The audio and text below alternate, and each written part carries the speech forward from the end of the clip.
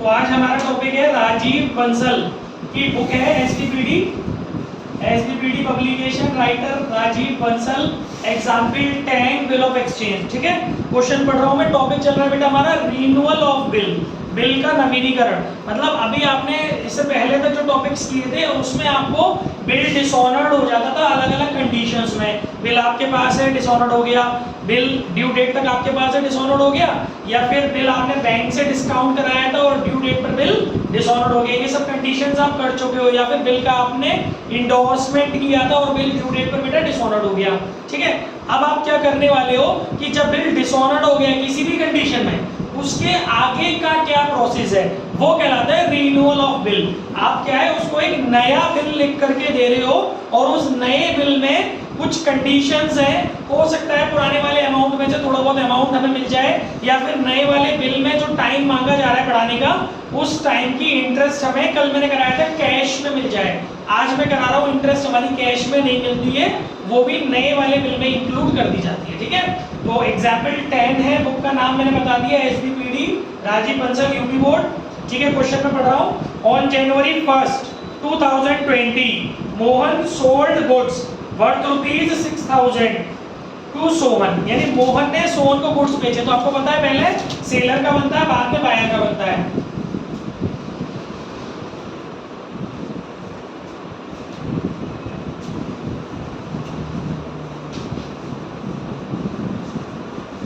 ये हो गया बच्चों मोहन्स जर्नल, और इसके बाद बनेगा आपका सोहन्स जर्नल।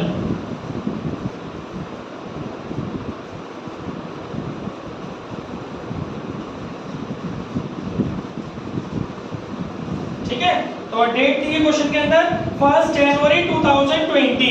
या आप दोनों तरफ ईयर डाल देंगे, रुपीज ईयर डाल दिया आपने, रुपीज।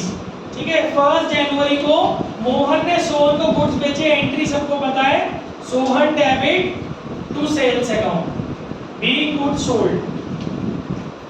कितने रुपए के? 2000, 6000 इन्होंने बेचे हैं तो इन्होंने खरीदे होंगे। January 1 purchase account debit to Mohan, being goods purchased. ठीक है गाइस, इसके बाद आगे बढ़ते हैं। नेक्स्ट लाइन क्या है? And Sohan gave his 3 month acceptance for the same. Sohan ने अपनी एक्सेप्टेंस दे दी, यानी कि मोहन ने एक बिल ड्रॉ किया, सोहन से साइन कराए और सोहन ने वो बिल साइन करके मोहन को वापस कर दिया। रोज आप इसकी एंट्री कर रहे हो, BR account debit to Sohan, being acceptance received 6000। तुरंत यहां जाते हैं। January 1 Mohan debit to BP account 6000। Clear बच्चों? बीइंग एक्सेप्टेंस पेड या गिवन। इसके बाद आगे क्या लिखा है क्वेश्चन में? Mohan discounted the bill with his bank at the rate 6% per annum. ये भी हमने आपको कई बार कराया है। मोहन ने इस बिल को बैंक से डिस्काउंट करा लिया, यानी कि जनवरी 1 को मोहन के पास कैश आ गया, ठीक है, और इसको थोड़ा सा डिस्काउंट झेलना पड़ा, जो कि इसका नुकसान है, डिस्काउंट अकाउंट डेबिट, और इसके पास से बीआर चला गया, बीइंग बिल डिस्काउंटेड। अमाउंट कैसे निकालेंगे बच्चों? कितने महीने का बिल है? 3 months का बिल है और 6% पर एनम से डिस्काउंट कराया है। तो आप यहाँ निकाल लेंगे। देखिए 6000 का 6% और 3 month, तो ये आपका निकल कर आएगा, ये आपका बच्चों 90 रुपीज का डिस्काउंट निकल के आएगा। ठीक है ना, 90 रुपए आपका डिस्काउंट हो गया, 6000 रुपए का आपका बिल हो गया, यानी कि 5910 रुपए बैंक ने मोहन को दे दिए। क्या इसकी एंट्री सोहन के घर में होगी? नहीं, क्योंकि कोई मतलब नहीं है, बैंक के घर में वो बनवा नहीं रहा। ठीक है, अब बिल किसके पास है? मोहन के पास है। आगे बढ़ते हैं। आगे क्वेश्चन में क्या बोल रहा है बेटा? आगे इसने बोला before the due date Sohan made a request to Mohan for its renewal for a period of 3 months। देखिए इसमें ये लिखा है कि देय तिथि से पहले, यानी उसने हमें डेट नहीं बताई है। कायदे से ड्यू डेट कब होती है? जनवरी 1 से 3 महीने आगे बढ़ाओगे तो अप्रैल 4। उसमें लिखा है ड्यू डेट से पहले। तो गाइस जब इस तरीके से लैंग्वेज लिखी होती है तो आपको क्या करना होता है, पूरे 3 महीने तो आगे बढ़ जाना है लेकिन 3 दिन नहीं जोड़ने। Listen to me very carefully. जब वहां लिखा है ड्यू डेट से पहले तो आपको क्लियर तो नहीं है ना कौन सी डेट, तो आप क्या करना, ड्यू डेट पे तो आ जाना, जनवरी से फरवरी, फरवरी से मार्च और मार्च से अप्रैल, 1 अप्रैल, लेकिन 3 दिन मत जोड़ना, है ना, क्योंकि ड्यू डेट से पहले बात हो रही है।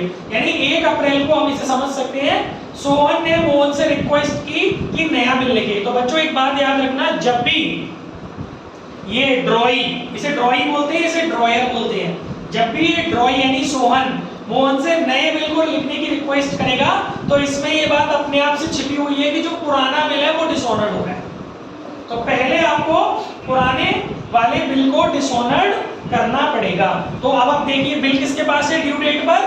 बैंक के पास। तो मैंने आपको एक कंडीशन कराई थी, ड्यू डेट पर बिल बैंक के पास हो, आपने बैंक से डिस्काउंट करा रखा हो और ड्यू डेट पे वो बिल डिसऑनर्ड हो जाए तो डिसऑनर्ड की एंट्री दोनों घरों में मैंने आपको सिखाई थी। तो मैं यहाँ कर दे रहा हूँ डायरेक्टली, अप्रैल 1 को ये फैसला करेगा कि इसको सोहन से लेने हैं और बैंक को देने हैं। इस क्वेश्चन में नोटिंग चार्ज है नहीं तो कोई दिक्कत नहीं है।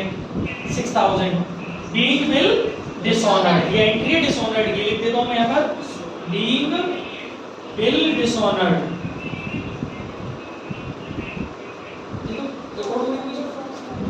Being bill.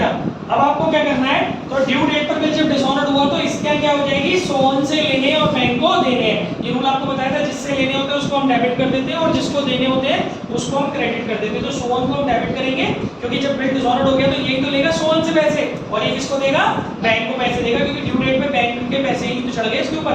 ठीक है, ये मैं आपको पहले करा चुका हूं, ये वाला पॉइंट नया नहीं है ये कुछ भी। अच्छा, इसके यहाँ क्या होगी, इसके यहाँ भी आपको बताया था एक ही एंट्री होती है डिसऑनर्ड पे, BP account debit, noting charge तो इसमें है नहीं है, टू मोहन, ये पैसे किसको देगा, मोहन को। तो अब आप अपने दिमाग में ये समझो कि बीइंग बिल डिसऑनर्ड, अब आप अपने दिमाग में ये समझो कि सवाल फिर से शुरू हो गया। पिक्चर 1 अप्रैल को आके खड़ी हो गई है, मोहन को सोहन से कितने पैसे लेने हैं, 6000। अब एक तरीके से यहाँ से नया सवाल है, अब देखते हैं सोहन इस 6000 रुपए का निपटारा कैसे कर रहा है ना। क्वेश्चन पढ़ के पता चलेगा, हर एक क्वेश्चन में रिन्यूअल में अलग अलग लैंग्वेज होती है, तो जैसी लैंग्वेज है, कोई रूल्स नहीं है इसके, जैसी लैंग्वेज है उसके अकॉर्डिंग उसको समझ के उसकी जनरल एंट्री करनी है। अब इस क्वेश्चन में क्या लैंग्वेज है, इसमें लिखा है before the due date Sohan made a request to Mohan for its renewal, उसके रिन्यूअल की मोहन ने रिक्वेस्ट करी for a period of 3 month, मतलब इसने बोला सोहन ने मोहन से कि 3 महीने का नया बिल लिख दो।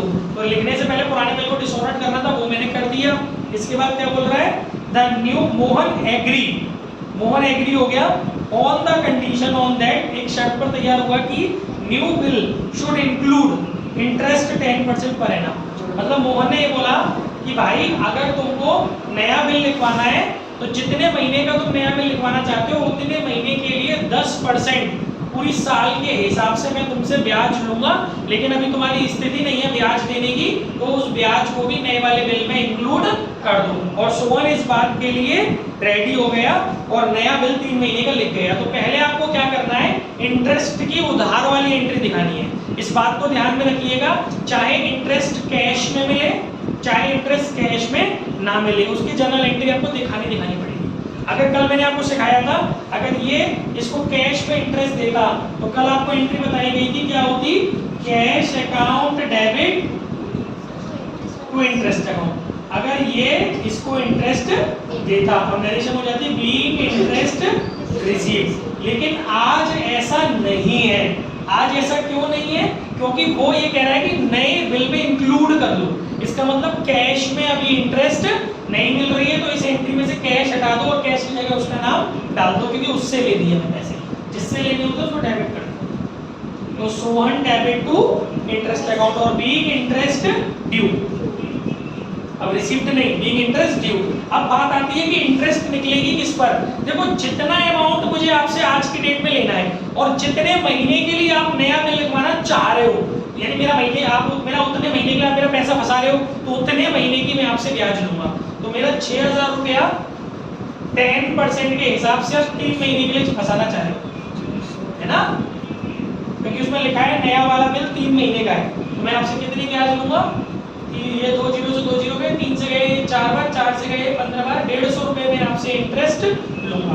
तो 150 रुपए की इंटरेस्ट की एंट्री पर अभी नहीं लेना, बाद में लूंगा ना। ये मिलने की हो रही है, तो यहाँ देने की एंट्री होती क्या होती, interest account debit to cash में देता, जो कल वाला टॉपिक था, तो टू कैश, कैश में नहीं दे रहा तो उसका नाम डाल देंगे जिससे लेने हैं, जिसको देने हैं उसको क्रेडिट कर देते हैं, जिससे लेने होते हैं उसको डेबिट कर देते हैं।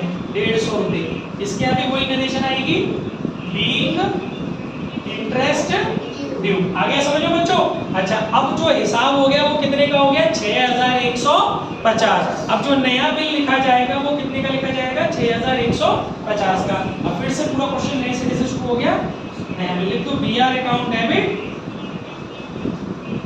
To Sohan 6150, being new acceptance received, being new acceptance received, ठीक है ना, हमें नई एक्सेप्टेंस मिल गई और यहाँ पर नई एक्सेप्टेंस देने की एंट्री होगी अप्रैल 1 को। इसके पास क्या होगा, Mohan debit to BP account, नया बिल लिखने की एंट्री 6150 रुपए से। आप देख सकते हो कल जो किया था वो 6000 था, आज जो किया है वो 6150 है, क्योंकि कल इंटरेस्ट दे दिया गया था तुरंत की तुरंत, फिर नए बिल में इंक्लूड करने का कोई मतलब नहीं था। आज हम इंटरेस्ट नहीं दे रहे हैं तो नए वाले बिल में उसका अमाउंट भी हमने इंक्लूड कर दिया, ठीक है।